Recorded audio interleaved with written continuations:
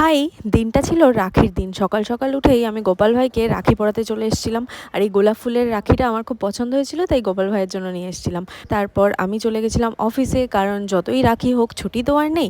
Office থেকে ফেরার পথে আমি বাড়ি চলে গেছিলাম, কারণ আমি রাখি পরাবো বোনকে। আর এই কিউট রাখিটা আর এই রাখিটা ভাই আর বোনের জন্য কিনেছিলাম। আর অভিরাতে যে রাখিটা দেখছো, এটা ওকে তাথই বেঁধেছে সকালবেলা।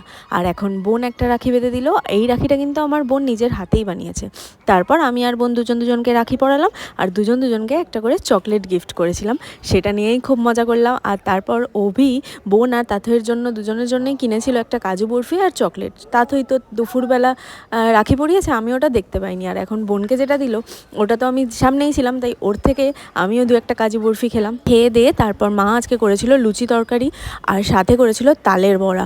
আমার শুধু এক প্লেট খেয়ে হয়নি, তারপর ঝুড়ি নিয়ে বসে গেছিলাম। আর বাড়ি এসে ভাইকে রাখি পরালাম। আর এভাবেই শেষ হলো আমার রাখির দিনটা।